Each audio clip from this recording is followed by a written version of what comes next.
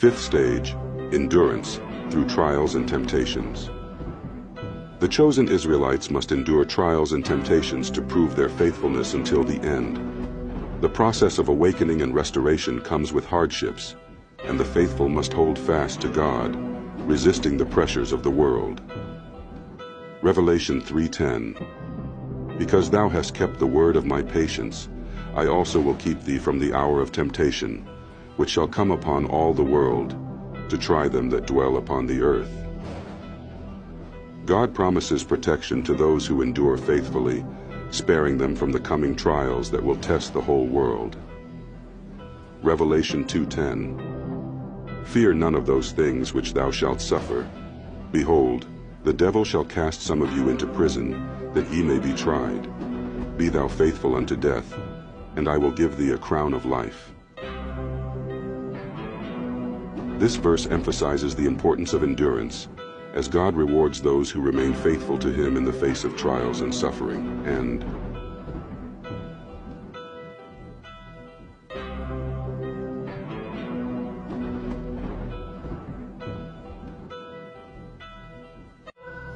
six, vigilance against the enemy. During this period of waiting, vigilance is essential.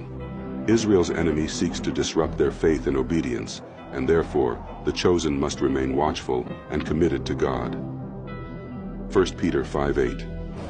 Be sober, be vigilant, because your adversary the devil, as a roaring lion, walketh about, seeking whom he may devour.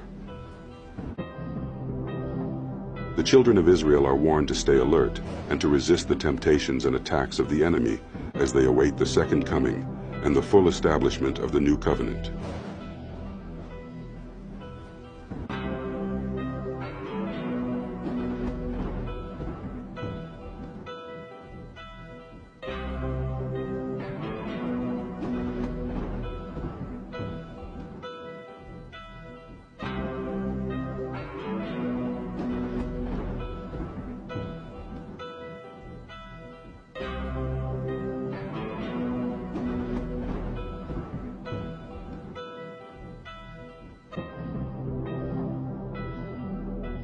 Generational curse and captivity of the descendants.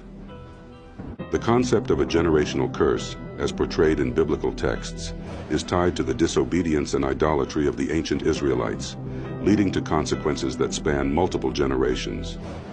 These curses were prophesied as a result of Israel's rebellion against God's covenant and continue to affect their descendants, manifesting in repeated cycles of hardship, including captivity and societal affliction. One aspect of this curse is the persistent experience of captivity, imprisonment, and broken families, which will continue until the redemption at the second coming of Christ. The origin of the generational curse. The foundation of this generational curse is found in the covenant God made with Israel at Mount Sinai. The blessings of obedience and the curses of disobedience were clearly outlined in Deuteronomy 28. Verses 15 to 68 detail the severe repercussions that would befall the Israelites if they failed to obey God's laws, including poverty, servitude, and exile.